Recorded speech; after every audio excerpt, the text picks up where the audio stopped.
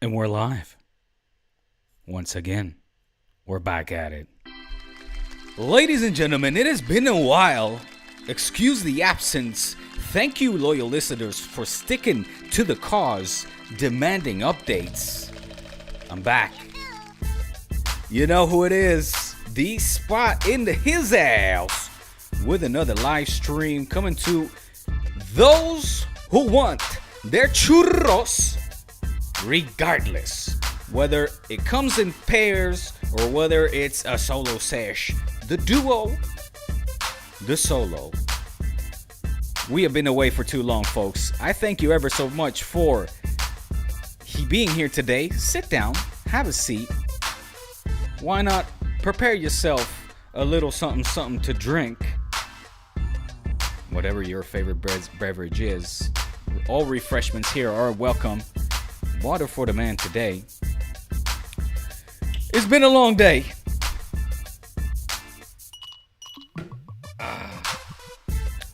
And it is going to be another long afternoon as well.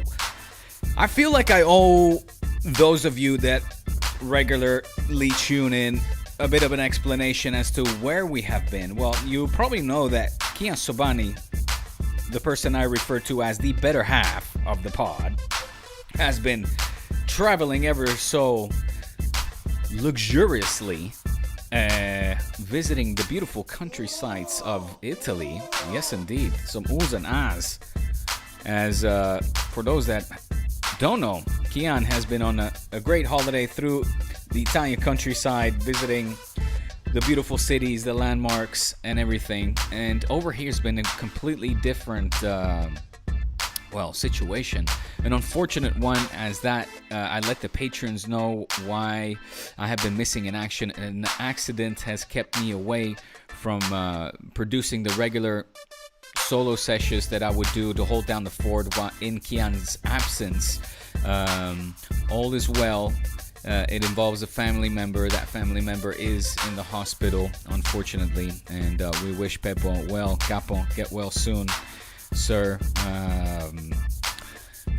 I'm not gonna get into the details because I think I want to get to the sporting stuff. I want to get into the things that you really tune in for, and not domestic accidents that keep elderly relatives or send them rather to the hospital. So again, a big shout out to Pepo, aka Capo. Big shout out to everybody, for that matter, that are going through tough times. I hope you're staying healthy, happy, and prosperous. Positive is a good one. Positivity, that is the mood that I would like to set here on this podcast. We are live, by the way. We are live streaming this on D-Spot as well, the YouTube channel. Why don't you go on over and subscribe if you haven't already to my personal YouTube channel, far too often neglected. And this episode brought to you by Shanky's Whip. The best whiskey is whiskey drinking with a whip. That's what I prefer. Shanky's. Spanky Shanky. The finest whiskey made in Ireland. Of course. Not Scotland. It's full of Scots. Alright.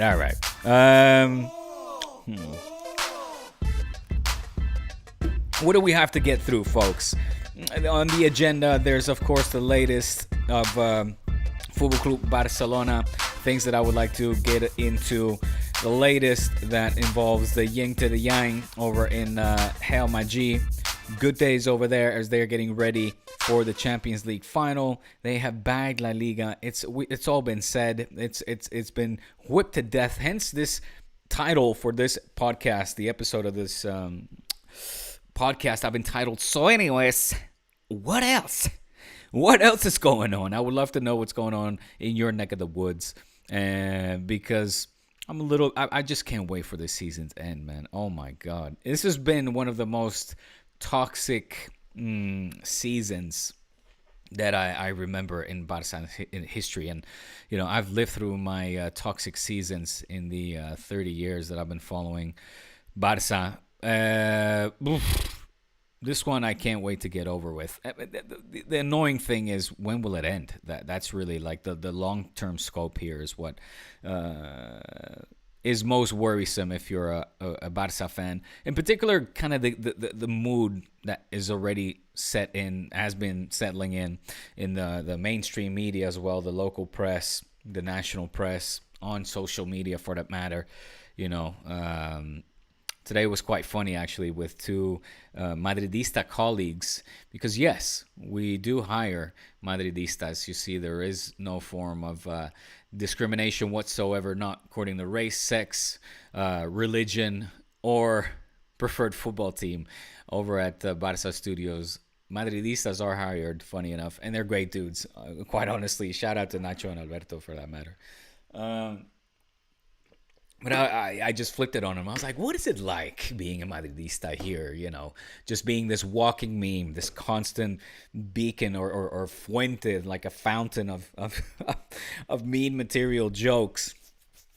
And it was nice living that 180 degree shifted world for even if it was just 30 seconds.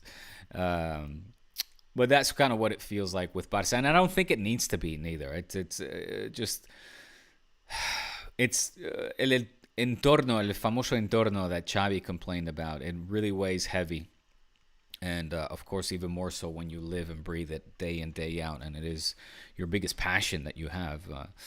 Besides my family, my kids, that's my biggest passion, no doubt about it. But a close second is Barca, absolutely no doubt about it. And it's tough times, man. Times tough. If we would have Toots and the Maytals here, if I could put on any song right now, if I could put together a kind of soundtrack, times tough. Everything is looking hard. It's so hard. On that note, let me put on something else. I got some dyslexic for you. Oh, hold on, no copyright strikes here. Let me put this one on. My friend Kian, also Kian, my other friend Mfon, he's given me the rights to his music catalog. Thank you, Mfon, aka Faunosaur, of course. Check out his catalog on Spotify. He's the author behind these beautiful tunes that serve as a great background track in this case, but also just great music to listen to while you're cruising in your car or got your headphones on. Faunosaur and Fun, much love, my brother. Thank you for the generosity. And there's a great tune, in fact, the Churros dedicated tune coming to from Faunosaur to Churros very soon. And again, I keep reiterating, I see in the comment section some of you guys saying, would you spit on a beat? I said, you send me fire, I will spit a rhyme over it for sure.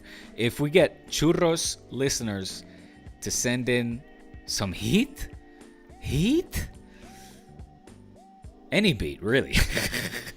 Whatever I will deem heat, I will try to flow on anything that you'll send over, happily for that matter. So yeah, send in your demo tracks, and you'll get your airtime here on D Spot with a little Dyslex rhyme slash freestyle, if you will, thrown on top. Okay, but where was I? What else?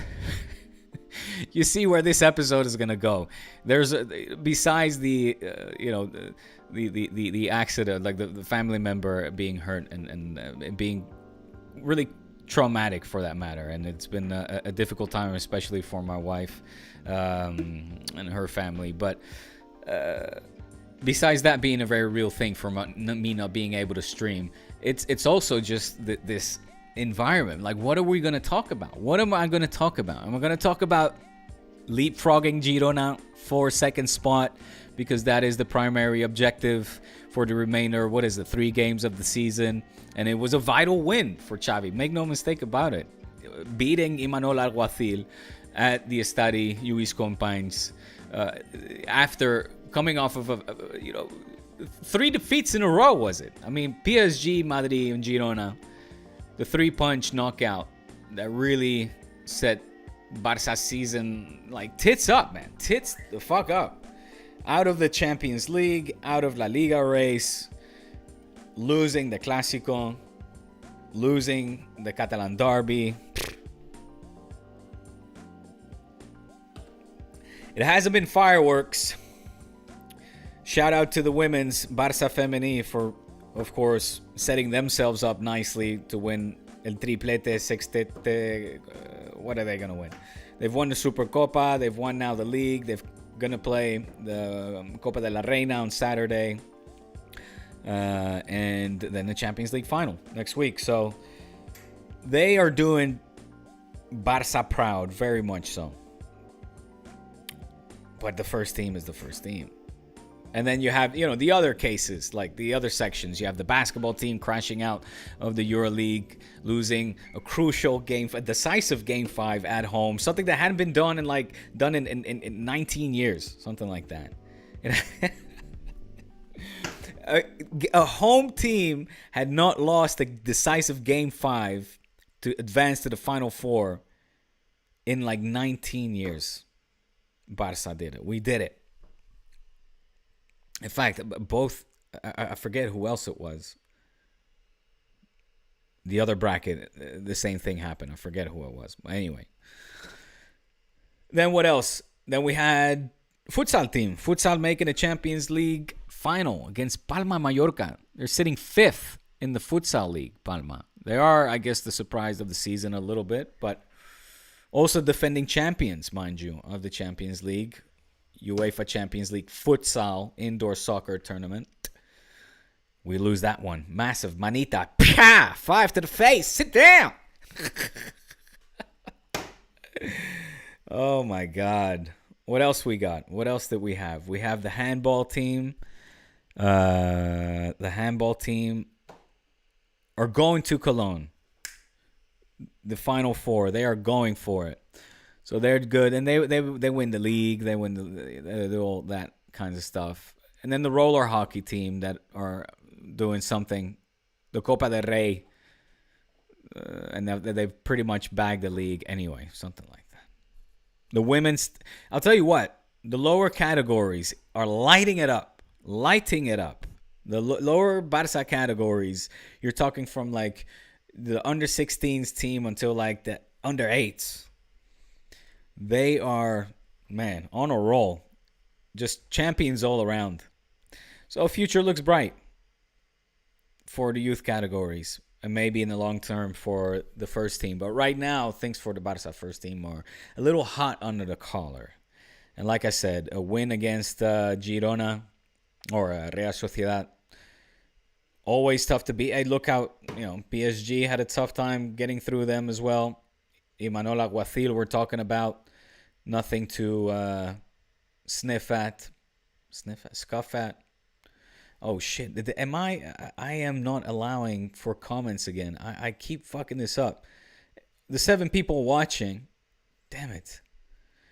I think somebody just pressed the yes, you dumbass. You forgot to turn on the comments again. Let me see if I can do this while we're streaming. For all you Madridistas watching that want to laugh and say, cry harder.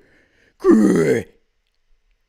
I don't know. I don't think I can do it now. I think it's something in the settings I need to take care of before. Well, thank you, 7 watchers for the moment. And that person giving it the old like. Like it up. Apparently the YouTube algorithm likes it when you like it. So the comments, I'll turn them on right after this is uploaded. I don't really want to go into the technical process into enabling them now. I don't think I can. If I can, then let me know in the comment section. Oh, wait, you can't because... we're keeping it positive, baby. Positivity is the theme for this one. So anyways, what else? What else is happening? Yeah, the men's first team. We beat Real Sociedad. Massive win. Leapfrog Girona. We're back in second, baby. Let's hold on for dear lives. Huddling now. We got to huddle. Huddle for dear life. For the remaining 3 games. Almeria is next. Rayo on Sunday. And then Sevilla for the last game of the season. Huddle on for dear life, folks. Because Girona, if anything... Well, what did they have? They have Villarreal, Valencia, and Granada. I don't know if that's the order. I think it was. I think it's in that order. But qualifying for second is massive. Spanish Super Cup, yada yada, a little bit more money. I think it's a 6 million bonus or something. Anything counts. I mean, anything is crucial. Anything will set back the summer transfer plans, a little bit or more. It'll make certain signings like Thuimendi or Akimic, just a little bit more likely, possible, or completely off the cards. What's going to happen? Who knows, really? Is it going to be Frankie's time to go?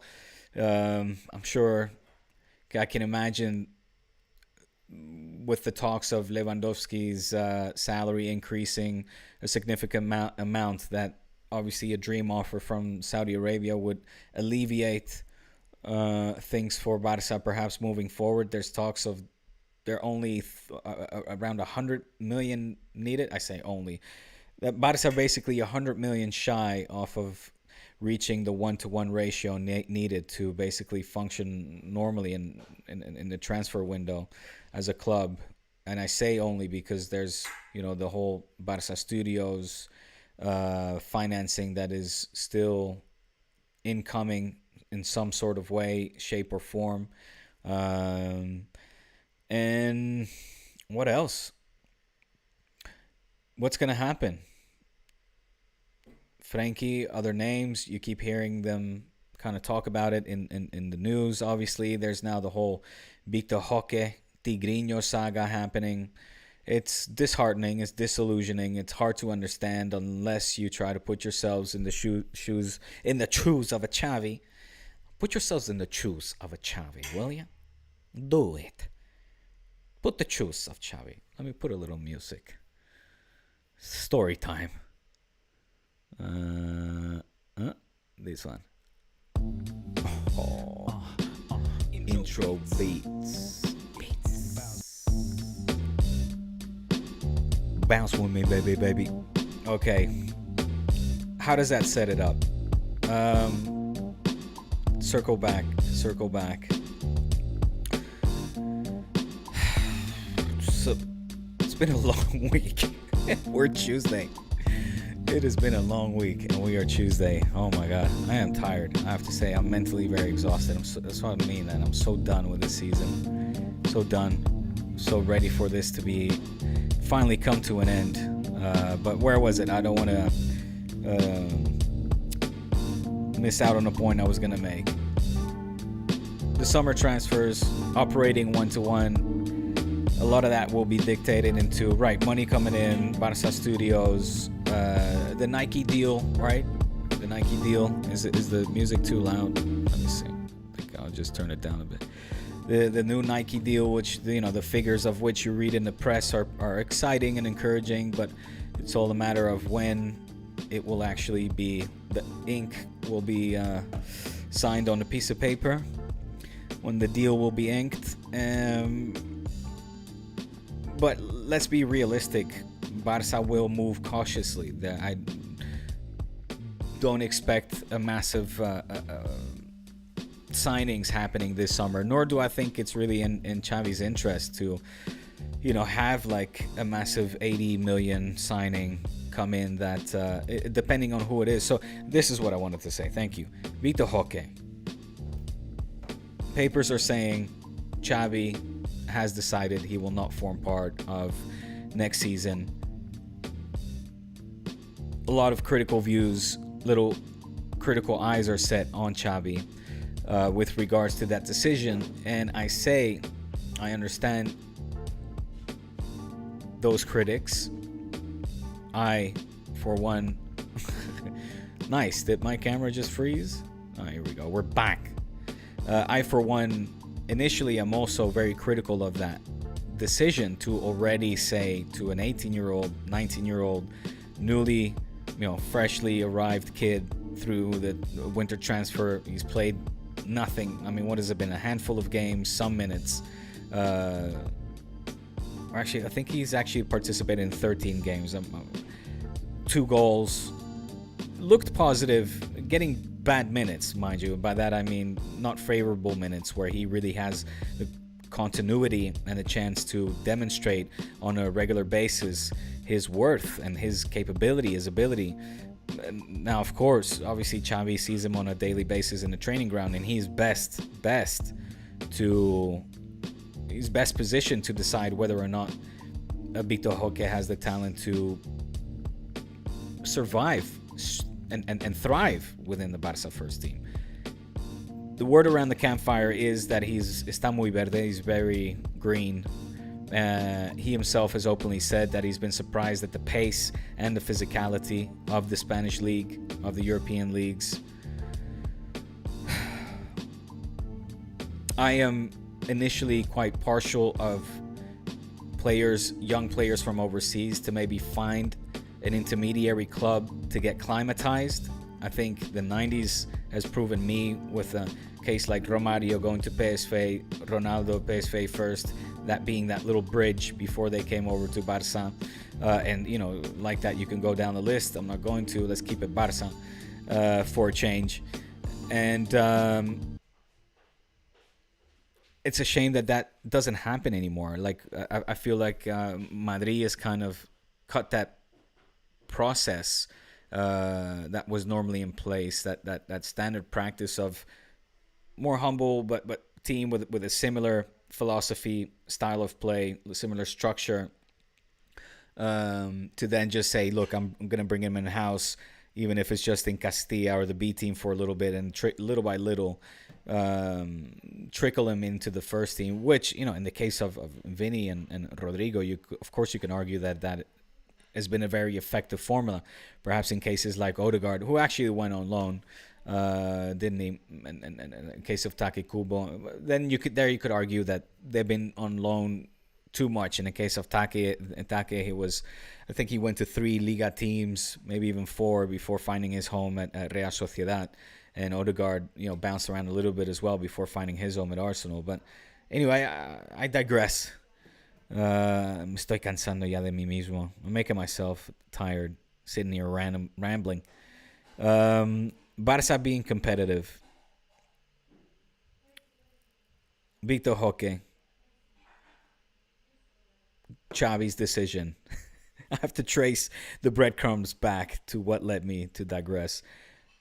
You understand Xavi if all this time he was asking for a defensive pivot, a holding midfielder, a Thubimendi, a Kimmich, and they gave him, with all respects to Oriol Romeu, who had an excellent season at Girona in Michel's system last season, made them obviously was a key figure in that piece, in that system. It's a miracle, if anything, that they have adapted and so well in his absence. But he's obviously not been able to step up to that plate and have that kind of assume that role and take on those kind of responsibilities at a Barca. That's fair to say. Xavi desperately wanted money for a figure like that, and instead they go out and they, through the sporting director, get him a more classic number 9, a forward, center forward. And Xavi's like, I didn't really need this. For that, I have a Marquillo, Ferran, who cost a ton of money. And yeah, apparently he's just not very convinced that he has what it takes to make it. So he's thinking that the best option for him now is a move away. I hope not. I hope that we can steer that ship around somehow by a great preseason. It must be hard for Victor Roque. Cannot be easy. Again, you're talking a teenager here leaving his home for the very first time to come across a far away in a completely strange country, culture, language, league, football, system, tactics, strategy, you name it, physicality, everything. And now he's alone, right? I mean, he's being splattered all over the 4 major newspapers, all the outlets. They're all talking about it, including here now on D-Spot. And that's not good. That's just not good. That's what I'm saying. What else? So, anyways, what else? Like, what are we actually gonna sit here and talk about? If you're a Barca fan, looking over enviously while Los Blancos are in just a it's a ridiculous situation. This simulation that we are living in has to stop very soon. I cannot continue. It is not good for the health. It is pushing me away from this that I love so dearly. Uh, it's it.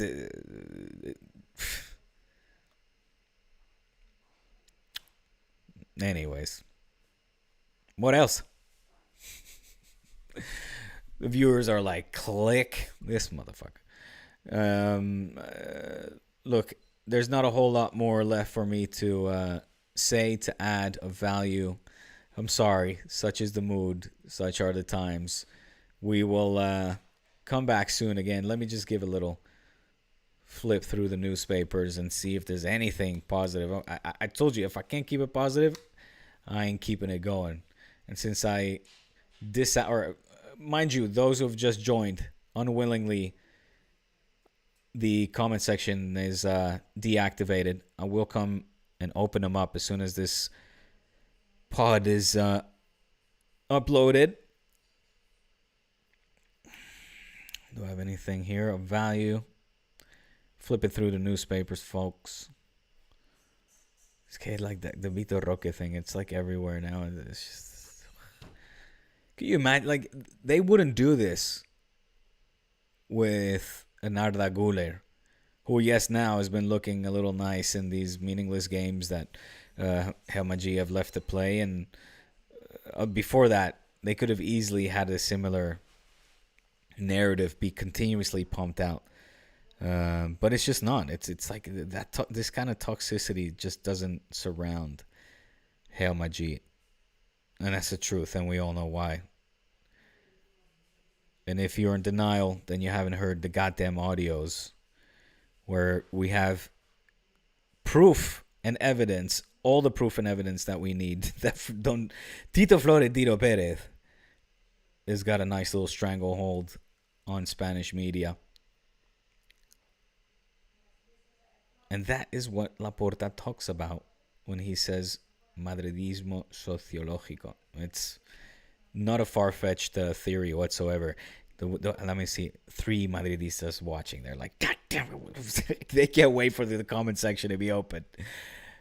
And be like, you conspiracy theorists, cry. Bueno. ¿Qué más? Look, I open. Let me share my screen. Let me just share my screen. You can see what I'm looking at. You can see for yourself. See for yourself what I is looking at. Look at this article. Anus horribilis para el Barça. And no, this is not anus, all right? This is not a horrible anus. I wish they're talking about a horrible anus. That horrible anus is my Barça, all right? Just going through the misery. Lesionados, la solidez, the injured players, the team solidity, finding a substitute to Sergio Busquets. I mean, all the shit that I just went through. Figura de Xavi, the coach, the market, playing a year away in Montjuic. This is unbelievable. This, I promise you, is not scripted.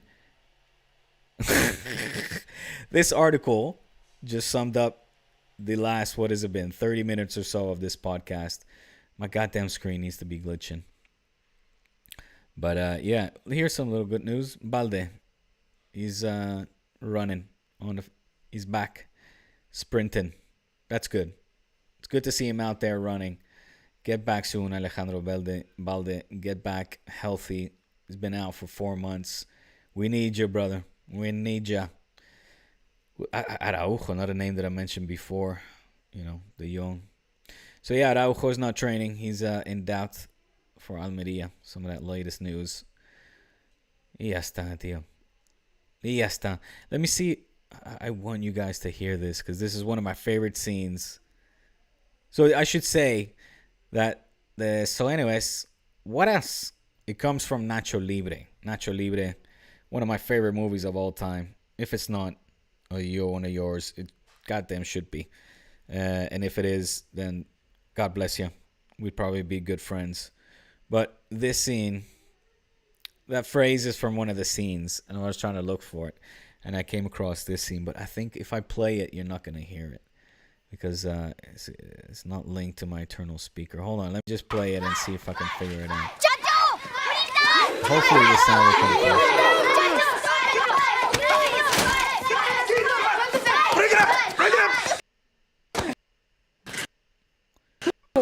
Nah, this is hell. This ain't Oh, happening. sister, they are just niños trying to release their wiggles. Ignacio, they are wrestling in a sacred place. All right. They're just niños trying to release their wiggles. Yeah, I don't think you can hear it. Ignacio, Plus, it's they are mad glitchy. This 10-year-old laptop needs to be switched around as well. All right, folks. In the wise words of my role model and good friend Nacho Libre, Nachito, I wish you a very pleasant evening. The beautiful, what is her name again? She's so hot. What's her name? This actress. ¿Cómo se llama? Dime cómo te llamas.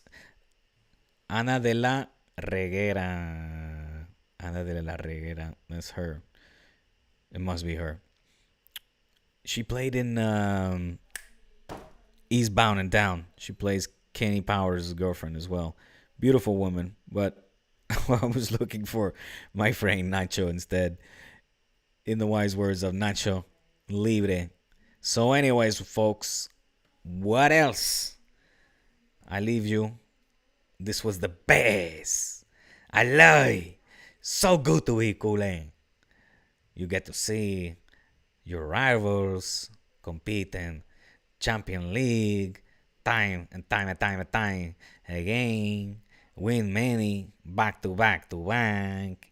You get to see signing of great players. They come. You get to see everybody being nice to you. So, hey, good job. You're doing good, this guy. You get to see so many good things. It's the best. I love it. Culé. We will get there again. We promise. Barça siempre vuelve. Count on it. Peace out. Hang in there, culés. And we'll see you hopefully soon. The end of the week, maybe. I don't know. I need to check what's up with Kian as well. He's enjoying his holidays a little bit too much. You know what I'm saying? We'll see you soon. Thank you. Much love. Subscribe to D-Spot, Churros, Patreon, The Base. Ciao, ciao.